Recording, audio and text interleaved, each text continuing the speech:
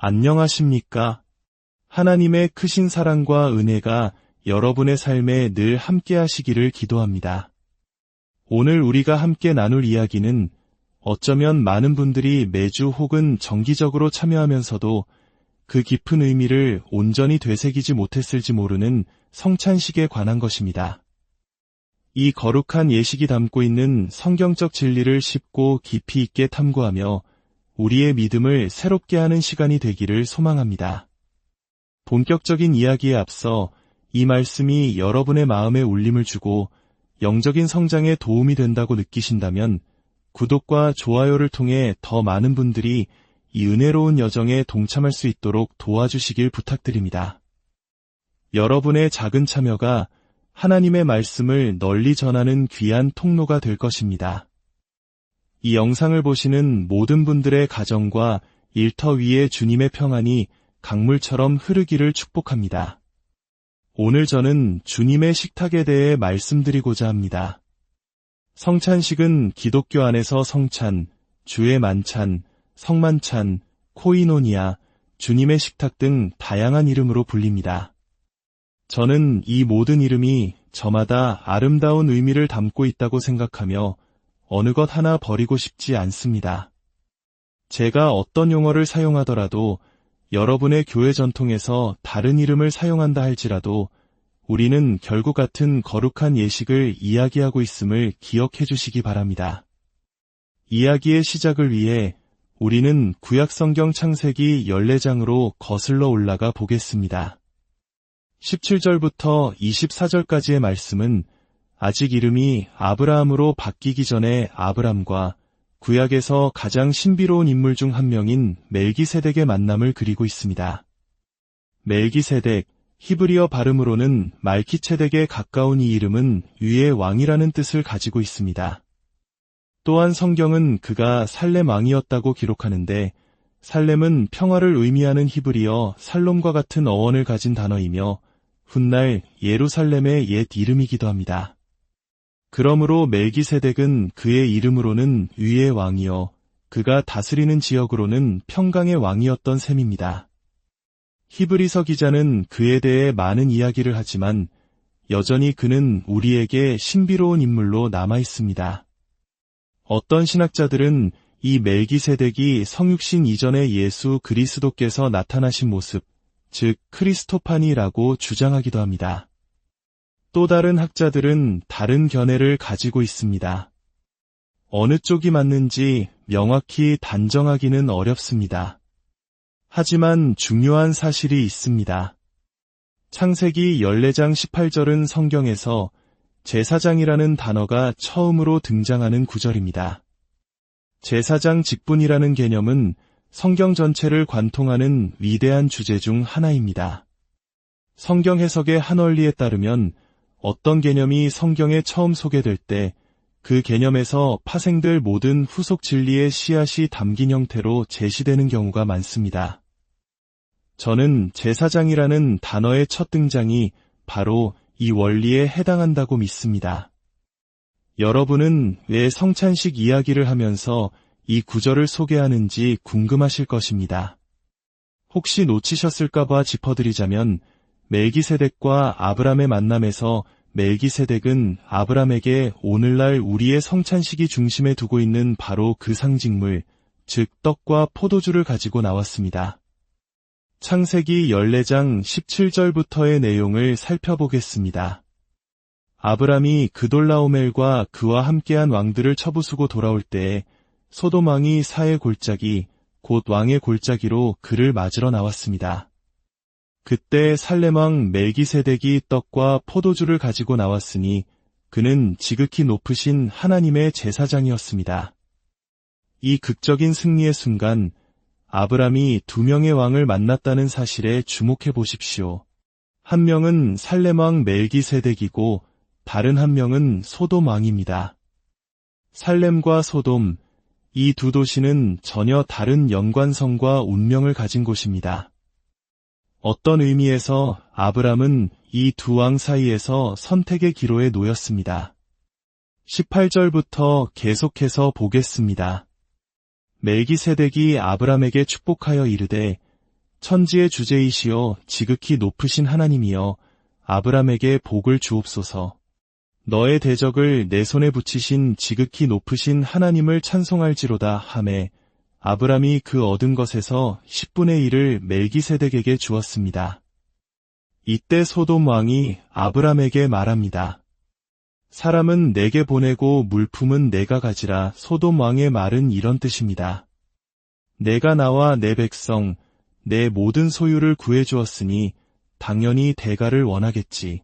백성들만 내게 돌려준다면 내가 빼앗은 전리품은 모두 내가 가져도 좋다. 하지만 아브람은 소돔 왕에게 단호하게 대답합니다. 천지의 주제이시여 지극히 높으신 하나님 여호와께 내가 손을 들어 맹세하노니 내 말이 내가 아브람으로 부유하게 하였다 할까하여 내게 속한 것은 실한 오락이나 들매끈 한 가닥도 내가 가지지 아니하리라. 오직 젊은이들이 먹은 것과 나와 동행한 아넬과 에스골과 마므레의 분기들 제할지니 그들이 그 분기들 가질 것이니라. 아브람은 매우 확고하게 소돔 왕의 제안을 거절했습니다. 그는 멜기세덱이 제공한 것은 받았지만 소돔 왕이 제공한 것은 거부한 것입니다. 이것은 우리가 잠시 후에 더 깊이 다룰 중요한 원리입니다. 시간 관계상 히브리서 7장 전체를 다루지는 않겠지만 관심 있는 분들은 나중에 꼭 찾아 읽어보시기 바랍니다. 히브리서 7장의 대부분은 멜기세덱의 제사장 직분의 본질을 설명하고 예수님께서 레위 계통의 제사장이 아니라 멜기세덱의 반차를 따르는 제사장이심을 확증하는 내용으로 가득 차 있습니다. 오늘 밤 제가 여러분께 강조하고 싶은 것은 멜기세덱의 제사장 직분이 최초의 제사장 직분이자 모든 제사장 직분의 원형이며 레위 계통의 제사장 직분보다 더 우월한 직분이라는 사실입니다. 모세 율법 아래에서 도입된 레위 제사장 직분은 그보다 낮은 차원의 것이었습니다. 흥미롭게도 레위 제사장 직분의 규정을 연구해보면 그들은 하나님의 백성이 먼저 그들에게 바치지 않은 것을 백성에게 제공한 적이 결코 없었습니다. 그들은 항상 백성이 가져온 제물을 받아 하나님께 드렸습니다. 하지만 멜기세덱은 아브람이 그에게 바친 적이 없는 것, 즉 떡과 포도주를 아브람에게 먼저 제공했습니다. 또한 레위 제사장들은 죽음으로 인해 그 직무가 계속 이어지지 못했으므로 죄 문제를 완전히 해결하지 못하는 똑같은 제사를 계속해서 반복해서 드려야 했습니다. 하지만 히브리서 기자는 멜기세덱의 반차를 따르는 대제사장 예수님에 대해 이렇게 말합니다. 그는 죄를 위하여 한 영원한 제사를 드리시고 하나님 우편에 앉으셨으니 레위 제사장들은 성소에서 늘 서서 섬겼습니다. 그들은 결코 앉을 수 없었습니다. 그러나 멜기세덱의 반차를 따르는 제사장이신 예수님은 십자가에서 자기 자신을 제물로 드리신 후에 앉으셨습니다. 서 있음과 앉아 있음. 이 차이가 무엇을 의미할까요? 레위 제사장들이 서 있었던 이유는 그들의 일이 결코 끝나지 않았기 때문입니다. 그들은 마지막 제사를 드린 적이 없었습니다. 그러나 예수님께서는 죄를 위한 단 한 번의 영원한 제사를 드리셨기에 앉으셨습니다. 다시는 그 제사를 드릴 필요가 없었기 때문입니다. 그분의 제사장 직분은 영원하지만 레위 제사장들의 직분은 일시적이었습니다.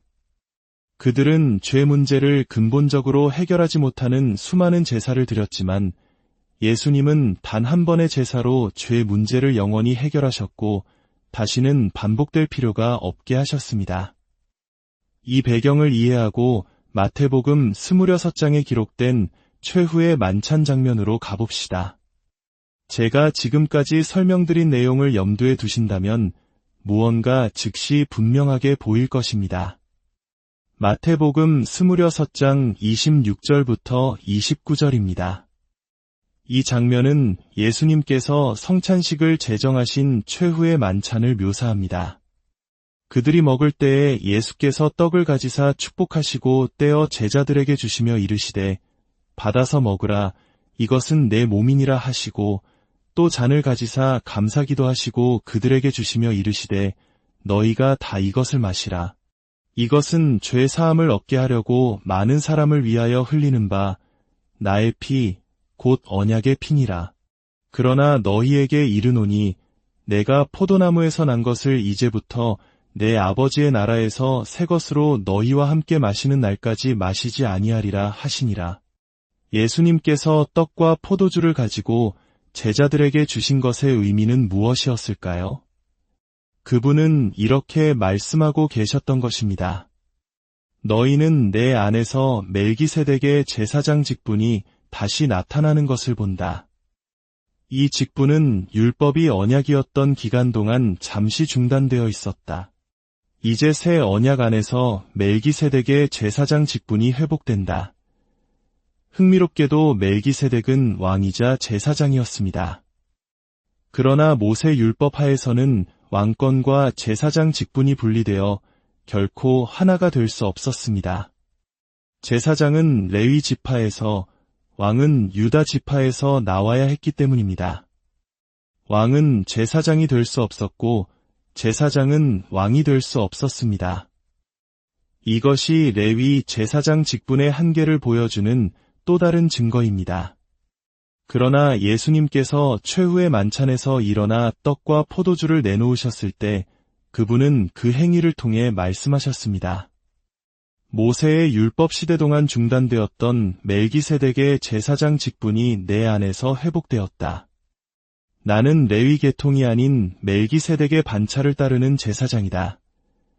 그리고 그 행위를 통해 예수님은 자신의 피로 새 언약을 세우셨습니다. 이것이 바로 주님의 만찬, 성찬식의 성경적 배경입니다. 그것은 가장 높고 가장 근원적인 제사장 직분인 멜기세덱 제사장 직분의 회복이며 예수님께서 제자들에게 주신 상징물은 멜기세덱이 아브람에게 주었던 것과 동일했습니다. 이제 신약 성경이 이 성찬에 참여하는 것에 대해 무엇을 가르치는지 간략하게 살펴보겠습니다. 저는 성찬의 7가지 측면을 말씀드리고자 합니다. 그리스도와의 관계에 대한 3가지, 그리스도의 몸된 교회와의 관계에 대한 3가지, 그리고 세상과의 관계에 대한 1가지입니다. 먼저 고린도전서 10장과 11장의 2구절을 읽겠습니다. 고린도전서 10장 14절부터입니다. 당시 바울이 다루던 문제는 고린도 교인들이 시장에서 파는 음식, 즉 우상에게 제물로 바쳐졌던 음식을 먹어도 되는가 하는 것이었습니다. 바울은 이 문제와 관련하여 성찬에 대한 몇 가지 교훈을 제시합니다.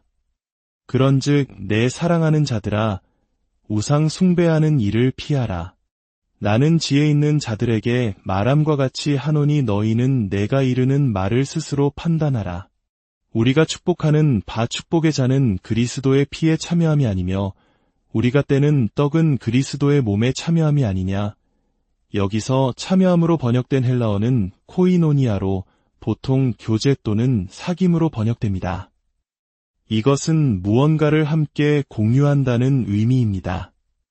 즉, 우리가 떡과 잔에 참여할 때 우리는 모든 다른 신자들과 함께 이것을 공유하고 있음을 확인하는 것입니다.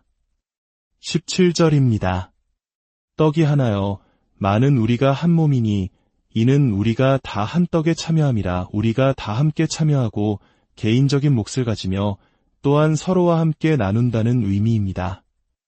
20절과 21절에서는 더욱 강력한 경고가 나옵니다. 무릇 이방인이 제사하는 것은 귀신에게 하는 것이요 하나님께 제사하는 것이 아니니 나는 너희가 귀신과 교제하는 자가 되기를 원하지 아니하노라.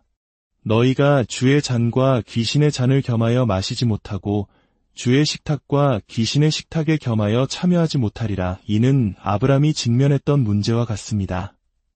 멜기세덱을 만났을 때 그는 멜기세덱과 소돔 왕 사이에서 선택해야 했습니다. 그의 양심은 둘 모두에게서 취할 수 없다고 말했습니다. 우리 또한 주님의 식탁과 세상의 식탁, 악마의 식탁에 동시에 참여할 수 없습니다. 두 번째 구절은 고린도전서 11장 23절 이하입니다. 내가 너희에게 전한 것은 주께 받은 것이니 곧 주 예수께서 잡히시던 밤에 떡을 가지사 축사하시고 떼어 이르시되 이것은 너희를 위하는 내 몸이니 이것을 행하여 나를 기념하라 하시고 식후에 또한 그와 같이 잔을 가지시고 이르시되 이 잔은 내 피로 세운 새 언약이니 이것을 행하여 마실 때마다 나를 기념하라 하셨으니 너희가 이 떡을 먹으며 이 잔을 마실 때마다 주의 죽으심을 그가 오실 때까지 전하는 것이니라. 이 말씀은 성찬식의 핵심적인 의미를 담고 있습니다. 그러나 바울은 곧바로 엄중한 경고를 덧붙입니다. 그러므로 누구든지 주의 떡이나 잔을 합당하지 않게 먹고 마시는 자는 주의 몸과 피에 대하여 죄를 짓는 것이니라. 여기서 죄를 짓는다는 말은 책임을 져야 한다는 의미로 이해하는 것이 더 정확합니다. 우리가 이 성찬에 참여하는 순간 우리는 예수님께서 우리 죄를 위해 십자가에서 죽으시고 우리 구속을 위해 피를 흘리셨다는 신약의 가르침을 알고 있음을 분명히 하는 것입니다. 그 순간부터 우리는 우리가 아는 바에 대해 책임이 있습니다. 그래서 바울은 말합니다. 사람이 자기를 살피고 그 후에야 이 떡을 먹고 이 잔을 마실지니 주의 몸을 분별하지 못하고 먹고 마시는 자는 자기의 죄를 먹고 마시는 것이니라. 분별하다는 것은 표면 아래를 보고 내면의 영적 실제를 보는 것을 의미합니다. 이 구절의 중요성 때문에 다시 한번 읽겠습니다. 주의 몸을 분별하지 못하고 먹고 마시는 자는 자기의 심판을 먹고 마시는 것이니라. 그리고 그 결과는 충격적입니다. 이러므로 너희 중에 약한 자와 병든 자가 많고 잠자는 자도 적지 아니하니 여기서 잠자는 자란 조기에 죽은 사람들을 의미합니다.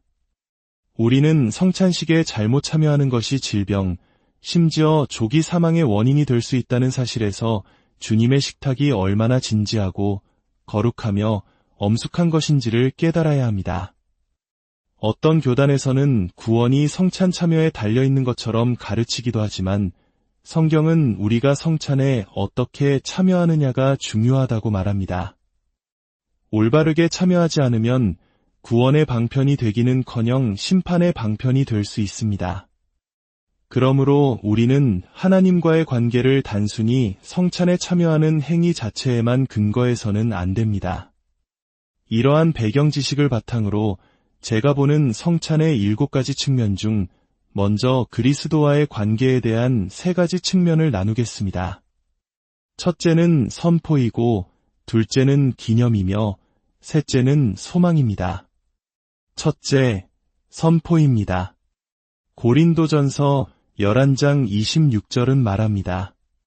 너희가 이 떡을 먹으며 이 잔을 마실 때마다 주의 죽으심을 그가 오실 때까지 전하는 것이니라. 우리가 성찬에 참여할 때 우리는 주님의 죽으심을 선포하는 것입니다.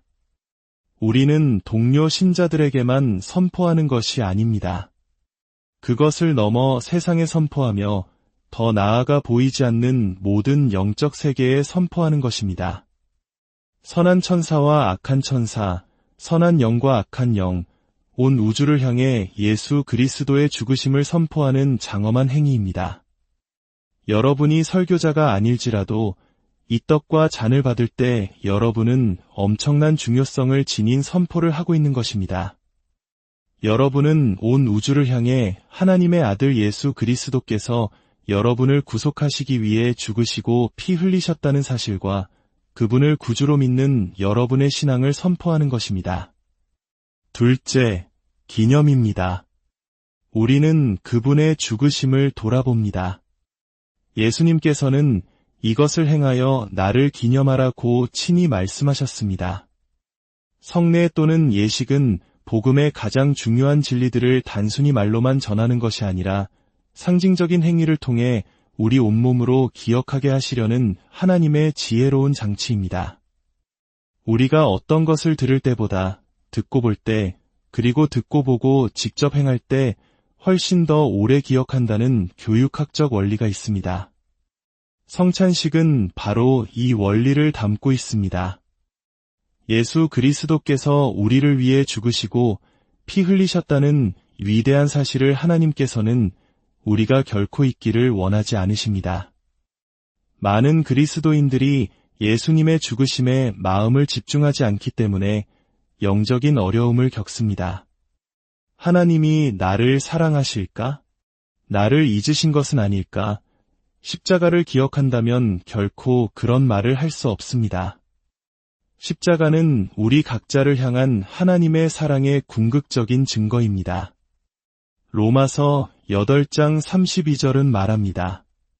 자기 아들을 아끼지 아니하시고 우리 모든 사람을 위하여 내주신 이가 어찌 그 아들과 함께 모든 것을 우리에게 주시지 아니하겠느냐.